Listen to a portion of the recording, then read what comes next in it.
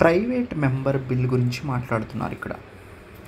Private member bill అంటే సింపుల్గా చెప్పాలంటే పార్లమెంట్లో అంటే ఎగ్జిక్యూటివ్ ప్రొసీజర్లో లేనటువంటి వాళ్ళు, ఎగ్జిక్యూటివ్లో పార్ట్ కానటువంటి ఎంపీస్, అంటే గవర్నమెంట్లో పార్ట్ కానటువంటి ఎంపీస్, అంటే మినిస్టర్స్ కాకోకుండా మిగతా ఎంపీస్ ఎవరైనా కానీ either house of the parliament, అది లోక్సభ కానీ రాజ్యసభలో కానీ మినిస్టర్ కాని వాళ్ళు ఏమైనా బిల్ని కనుక ఇంట్రడ్యూస్ చేస్తే దాన్ని ప్రైవేట్ మెంబర్ బిల్ అంటారు. So first statement correct. అంటే private members bills are introduced by MPs who are not part of the government. అంటే ఎగ్జిక్యూటివ్లో పార్ట్ కాని వాళ్ళు ఎంపీలు ఎవరైతే ఉన్నారో వాళ్ళు బిల్ని కనుక ఇంట్రడ్యూస్ చేస్తే ఎయిదర్ హౌసెస్లో దాన్ని మనం ప్రైవేట్ మెంబర్ బిల్ అంటారు.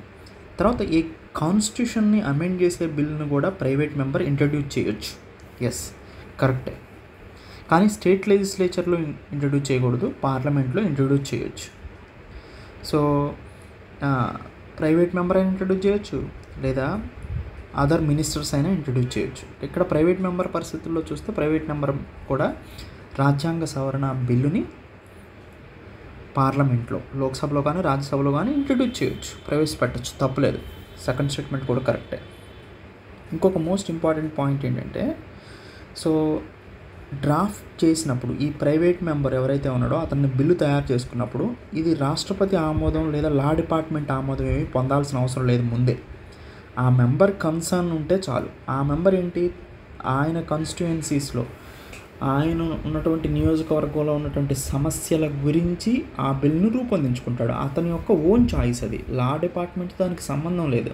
So 1 and 2 are correct. So how many of the statements given above is are correct అంటే ఓన్లీ 2 స్టేట్మెంట్స్ కరెక్ట్. 1 and 2 ఈ both statements correct. Private member bill అనేది సక్సెస్ అయ్యే chances అనేది చాలా తక్కువగా ఉంటాయండి, చాలా తక్కువగా ఉంటాయన్నమాట, సక్సెస్ కావు. సో ఎందుకంటే గవర్నమెంట్ ప్రయారిటీస్ అనేవి ఎగ్జిక్యూటివ్ దగ్గర ఉంటాయి. అవేంటి, మినిస్టర్స్ ఫామ్లో ఉంటాయన్నమాట. మినిస్టర్స్ని ప్రవేశపెడతారు. అలాంటప్పుడే గవర్నమెంట్ ప్రవేశపెట్టినప్పుడు, ఎనీ అదర్ మెంబర్ ప్రవేశపెట్టినప్పుడు అది ప్రైవేట్ బిల్గా మారుతుంది. అవి పాస్ అవడానికి ఛాన్సెస్ ఏమైనా చాలా తక్కువగా ఉంటాయనే చెప్పుకోవాలి. ఎందుకంటే limited resources, political opposition, time constraints ఇవన్నీ కూడా ప్రైవేట్ మెంబర్ బిల్లో దాగుంటాయి. అందుకని ప్రైవేట్ మెంబర్ బిల్ అనేది పాస్ అవడానికి చాలా ఛాలెంజెస్ ఉంటాయి. సీనియర్ అడ్వకేట్స్ అనేవాళ్ళు కీ లీగల్ ఫిగర్స్ అండి, సుప్రీంకోర్టులో కానీ హైకోర్టులో కానీ. వీళ్ళు high handling high stake cases like death penalty కానీ, ఎవరికైనా మరణశిక్ష విధించినప్పుడు, తర్వాత చైల్డ్ కస్టడీ ఉన్నప్పుడు, బెయిల్ అప్లికేషన్స్ ఉన్నప్పుడు, ఇలాంటి వాటి గురించి సీనియర్ అడ్వకేట్స్ అనేవాళ్ళు వాదిస్తూ ఉంటారనమాట సుప్రీంకోర్టులో అండ్ హైకోర్టులో. సో అంటే సివిల్ డిస్ప్యూట్స్ ఉన్న, పబ్లిక్ ఇంట్రెస్ట్ లిటిగేషన్స్ కానీ, కాన్స్టిట్యూషనల్ అప్లిఫ్ట్మెంట్ మ్యాటర్స్ కానీ, ఇలాంటి వాటిల్లో సీనియర్ అడ్వకేట్స్ పాత్ర అనేది కీలకంగా ఉంటుంది. ఫస్ట్ స్టేట్మెంట్ కరెక్ట్ అండి. తర్వాత సీనియర్ అడ్వకేట్స్ అనేది supreme court or high courts award designation of the senior advocate is awarded by supreme court or high court under article 165 of the Indian constitution అంటున్నారు. లేదండి, సీనియర్ అడ్వకేట్ అనే పదం అంటే the designation of senior advocate is govern by section 16 of the advocates act 1969. Advocates act 1961లో section 16 ప్రకారం senior అడ్వకేట్ని మనం డిజిగ్నేషన్ని provide చేయడం జరిగింది. ఇది ఆర్టికల్ 165తో అసలు ఎలాంటి సంబంధం కూడా లేదండి. ఆర్టికల్ 165 దేనికి సంబంధించింది? So role and authority of the advocate general of state, advocate general of state యొక్క రోలు అండ్ అథారిటీస్ గురించి ఆర్టికల్ 165 చెప్తుంది. ఆర్టికల్ 165కి సీనియర్ అడ్వకేట్ యొక్క డెసిగ్నేషన్కి సంబంధం లేదు. డెసిగ్నేషన్ ఆఫ్ సీనియర్ అడ్వకేట్ అనేది, సీనియర్ అడ్వకేట్ అంటే 10 సంవత్సరాల కన్నా ఎక్కువ అనుభవం ఉన్నటువంటి ఒక లాయరు యొక్క డెసిగ్నేషన్ అనేది సుప్రీంకోర్టులో అండ్ హైకోర్టులో. సో ఇది అడ్వకేట్ యాక్ట్ 1961 సెక్షన్ 16 ప్రకారం ఈ డెసిగ్నేషన్ని డిఫైన్ చేయడం జరిగిందనమాట. సో ఆర్టికల్ 165తో సంబంధం లేదు. ఆర్టికల్ 165 అనేది advocate general of state advocate general of state advocate general యొక్క రోలు, రెస్పాన్సిబిలిటీస్ గురించి చెప్తుంది, అథారిటీ గురించి. So first statement is correct, second statement is wrong. Conjugal visit, ఇది ఒక జైల్లో ఉన్నటువంటి ప్రిజనర్ గురించి అండి, అంటే జైలు ఖైదీ గురించి. జైలు ఖైదీ తమ జీవిత భాగస్వామితో ప్రైవేటుగా అంతరాయం లేకుండా గడపడానికి అనుమతిచ్చే సమయాన్ని సూచిస్తుంది అనమాట. ఎందుకంటే వాళ్ళు పిల్లల్ని కలాలి. సో జైల్లో ఖైదీల యొక్క ఒత్తిడి, మానసిక ఆరోగ్యాన్ని మెరుగుపరచడానికి ఈ కాంజుగల్ విజిట్స్ అనేది వాళ్ళ యొక్క భార్యతో ఇవ్వటం జరుగుతూ ఉంటుందన్నమాట. So private and unsupervised visits అన్నమాట ఇవి. సో దీని గురించి ఇండియాలో అయితే స్పెసిఫిక్గా లా ఏం లేదు, కానీ సుప్రీంకోర్టు, హైకోర్టు అప్పుడప్పుడు ప్రస్తావిస్తూ ఆర్టికల్ 21 ఆఫ్ ది కాన్స్టిట్యూషన్లో so fundamental right to life గురించి మాట్లాడుతూ, పర్సనల్ లిబర్టీ గురించి మాట్లాడుతూ దీని గురించి అప్లిఫ్ట్ చేస్తూ ఉంటుందన్నమాట. సో స్పెసిఫిక్ లా అయితే ఇండియాలో ఏమీ లేదు. So first and second statements both 1 and 2 are correct. Panchayat Raj institutions, Panchayati Raj సంస్థలు మనందరికీ తెలుసండి, లోకల్ బాడీస్, స్థానిక సంస్థలు. 3 టైర్ సిస్టాన్ని మనం అమలు చేస్తున్నాం. గ్రామాల్లో గ్రామ పంచాయత్, సో మండల ప్రజా పరిషత్, జిల్లా ప్రజా పరిషత్, వీటిని మనం మెయింటైన్ చేస్తూ ఉన్నాం అన్నమాట. సో ఇవి లోకల్ బాడీస్, స్థానిక సంస్థలు. ఎందుకు అంటే అడ్మినిస్ట్రేషన్ని, అంటే ప్రజా పరిపాలనని గ్రాస్ రూట్ లెవెల్లో, అంటే విలేజ్ స్థాయిలో తీసుకురావటం కోసం, డీసెంట్రలైజేషన్, అధికార వికేంద్రీకరణ కోసం ఈ సిస్టాన్ని తీసుకురావటం జరిగిందనమాట. అయితే ఈ పంచాయతీ ఎలక్షన్స్లో ఏ పర్సన్ అయినా కానీ పార్టిసిపేట్ చేయాలంటే మినిమం ఏజ్ ఎంత? సో అంటే పంచాయతీ ఎలక్షన్స్లో కంటెస్ట్ చేయాలంటే మినిమం ఏజ్ ఎంత ఉండాలి అంటే 21 years అండి. అండ్ పంచాయతీ ఇన్స్టిట్యూషన్ ఒక 5 సంవత్సరాలు ఎలక్ట్ అయిందండి. గ్రామ పంచాయతీ, సో సర్పంచ్, వైస్ సర్పంచ్ వీళ్ళందరూ. కానీ 5 సంవత్సరాలు లేకుండా 3 సంవత్సరాలకే డిజల్యూషన్ అయింది ఇది. అంటే సో ఇది డిజల్యూషన్ అయిపోయింది. సో పూర్తిగా ఇది వీళ్ళు సపోజ్ మెజారిటీ లేక కొలాప్స్ అయిపోయింది అనుకుందాం. కొలాప్స్ అయిపోతే మిగతా ఎన్నుంది 5 సంవత్సరాల్లో 3 సంవత్సరాలు కొలాప్స్ అయిపోయింది. మళ్ళీ కొత్తగా జరిగి రీకన్స్టిట్యూట్ అయిందనుకోండి పంచాయతీ వ్యవస్థ, మిగతా 5 సంవత్సరాలు ఉండదు. ఇక మిగతా 5లో 3 అయిపోయింది కదా, ఇంకొక 2 సంవత్సరాలు ఉంటుంది అనమాట.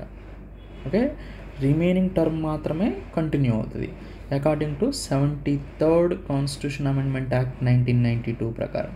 So first statement and second statement both 1 and 2 are correct. ఇక్కడ ఎలక్ట్రిసిటీ గురించి మాట్లాడుతున్నారు, విద్యుత్ గురించి మాట్లాడే సందర్భాల్లో మన భారతదేశం మిగతా దేశాలతో గనక విద్యుత్తుకు సంబంధించిన సంబంధాలు పెట్టుకుంటూ ఉంటే, అంటే ఎక్స్పోర్ట్ కానీ, ఇంపోర్ట్ కానీ, అగ్రిమెంట్స్ కానీ ఫారిన్ కంట్రీస్తో డీల్ చేస్తుంటే అది ఎంట్రీ 14 కిందకు వస్తుందండి. That is union list. వేరే కంట్రీతో సంబంధం ఉన్నటువంటి ఎలక్ట్రిసిటీ రిలేటెడ్ ప్రాబ్లమ్స్ అనేవి వేరే కంట్రీస్తో కనుక డీల్ చేస్తుంటే అది యూనియన్ లిస్ట్ కిందకు వస్తుంది. అలా కాకుండా ఎలక్ట్రిసిటీ అనేది with in the frame of the ఇండియాలో ఉందనుకోండి, భారతదేశం లోపల జరుగుతున్నప్పుడు వేరే ఫారిన్ దేశాలతో సంబంధం లేనప్పుడు అది ఎంట్రీ 38 కిందకు వస్తుంది. అంటే concurrent list, both state list as well as union లిస్ట్లో కూడా ఇది ఉంటుందన్నమాట. బోత్ కాంకరెంట్ లిస్ట్, ఉమ్మడి జాబితాలో ఉంటుంది. సో ఉమ్మడి జాబితాలో ఎలక్ట్రిసిటీ అనేది ఉంది. ఇది 7th schedule of the constitution ఆఫ్ ఇండియాగా చెప్పుకోవచ్చు. సో అయితే మినిస్టర్ ఆఫ్ పవర్ కూడా ఉంటుంది సెంట్రల్ గవర్నమెంట్ దగ్గర. కానీ ఇది ఎలక్ట్రికల్ ఎనర్జీ భారతదేశంలో అభివృద్ధి చెందడానికి కావాల్సినటువంటి రెస్పాన్సిబిలిటీని తీసుకుంటుంది. తర్వాత ఇండియా అనేది ప్రపంచంలోనే 3rd largest ఎలక్ట్రిసిటీ ప్రొడ్యూసర్ అండి. Yes, so consumer of electricity world wide, 3rd largest electricity producer and consumer కూడా. సో మనం చూస్తే ఏప్రిల్ 2024లో 442.85 GW మనం ప్రొడ్యూస్ చేసాం. 3rd largest ఎలక్ట్రిసిటీ ప్రొడ్యూసర్ మనం. దాంతోపాటు కన్జంప్షన్ కూడా చూస్తే ఫినాన్షియల్ ఇయర్ 2023తో పోలిస్తే 9.5% ఇంక్రీజ్ అయిందండి. So statement 2 also correct. తర్వాత ఎలక్ట్రిసిటీకి సంబంధించిన వేరియస్ కమిటీస్ ఉన్నాయండి. వాటిలో కిరిత్ పారిక్ కమిటీ, ఇది 2022లో ఉంది. ఇది పెట్రోలియం అండ్ న్యాచురల్ గ్యాస్ ద్వారా పవర్ జనరేషన్ చేయమని చెప్పింది. Recommended pricing reforms for petrol and natural gas link to power generation. Yes, so petroleum and natural గ్యాస్తో తయారయ్యేటువంటి విద్యుత్కి ప్రైసింగ్ పాలసీని చెప్పింది. దాంతోపాటు అశోక్ చావ్లా కమిటీ, ఇది రిసోర్సెస్ ఎలొకేషన్ గురించి, కోల్, న్యాచురల్ గ్యాసు పవర్ జనరేషన్కి ఎలా ఉపయోగించాలనే దాని గురించి 2011లో ఇచ్చింది. Deepak Parekh committee, so recommended measures for financing power sector projects. Power sector projects కట్టేటప్పుడు వాటికి మనీని ఎక్కడి నుంచి సమకూర్చాలో ఈ కమిటీ చెప్పింది, దీపక్ పారేఖ్ కమిటీ. దీపక్ పారేఖ్ కమిటీ అన్న, అశోక్ చావ్లా కమిటీ అన్న, కిరిత్ పారిక్ కమిటీ అన్న, మూడు కూడా ఎలక్ట్రిసిటీ రంగానికి సంబంధించింది. So third statement also correct. 1, 2 and 3 all 3 statements are correct. ఇక్కడ మాన్యువల్ స్కెవెంజర్స్ గురించి మాట్లాడుతున్నారండి. అంటే ఎవరు? హ్యూమన్ ఎక్స్క్రేటా, అంటే ఇన్సానిటరీ టాయిలెట్స్, నీట్గా లేని టాయిలెట్స్ని, ఓపెన్ డ్రైనేజెస్ని, పిట్స్ని, రైల్వే ట్రాక్లని క్లీన్ చేసే పర్సన్స్. ఎట్లా? మాన్యువల్గా, ఎలాంటి యంత్రాలు లేకోకుండా. వీళ్ళు ఎక్కువగా ఎస్సీ పీపుల్ ఉంటున్నారండి. సో ఇది ఒక దురదృష్టకరమైనటువంటి విషయం అన్నమాట. సో ఇలాంటి వాటిని, అంటే cleaning of insanitary toilets, open drainage, pits, railway tracks, వీటిని క్లీన్ చేయటం మాన్యువల్గా, అది కూడా. సో ఇది మాన్యువల్ స్కెవెంజర్స్ అంటే, మాన్యువల్ స్కెవెంజింగ్ అంటే. ఇండియాలో దీని పరిస్థితి ఎలా ఉందో ఒకసారి మనం చూస్తే, కరెంట్ స్టేటస్ చూస్తే 2021లో ఇండియాలో దాదాపుగా 58,098 మంది మాన్యువల్ స్కెవెంజర్స్ ఉన్నారండి. ముఖ్యమైన విషయం ఏంటంటే వీటిలో 75% మహిళలే ఉన్నారు. అయితే 31 జూలై 2024లో చూస్తే 766 జిల్లాల్లో, మొత్తం భారతదేశంలో 732 జిల్లాల్లో మాన్యువల్ స్కెవెంజర్స్ని, సో మాన్యువల్ స్కెవెంజర్స్ ఫ్రీ డిస్ట్రిక్ట్గా ఓకే, మాన్యువల్ స్కెవెంజర్స్ లేరంట. అవుట్ ఆఫ్ 732 జిల్లాలు, 766 జిల్లాల్లో 732 జిల్లాల్లో మాన్యువల్ స్కెవెంజర్స్ అనే వాళ్ళని తీసేయటం జరిగింది, రూపుమాపటం జరిగింది. అయితే మాన్యువల్ స్కెవెంజింగ్ అనేది ఫండమెంటల్ రైట్ని, ఎస్పెషల్లీ ఆర్టికల్ 17 ఏం చెప్తుందండి? అబాలిషన్ ఆఫ్ అన్టచబిలిటీ, అంటే అస్పృశ్యతని నివారించాలి కన్ఫామ్గా. And article 21 of the Indian constitution, right to life with dignity, so వీటిని కూడా ఎన్ష్యూర్ చేస్తుంది. సో వీటిని మాన్యువల్ స్కెవెంజరింగ్ అనేది అస్పృశ్యతని పెంచేలాగా ఉంది, దాంతోపాటు వాళ్ళు డిగ్నిటీతో బతికేటువంటి అవకాశాన్ని కూడా కోల్పోయేలాగా చేసేదాకా ఉంది. అందుకే ఇటు వైలేట్ చేస్తుంది మాన్యువల్ స్కెవెంజింగ్ అనేది. సో దీన్ని రూపుమాపాలి. Yes, first statement correct. తర్వాత యాక్చువల్గా మనకి prohibition of employment as manual scavengers and the rehabilitation act 2013 ఉందండి.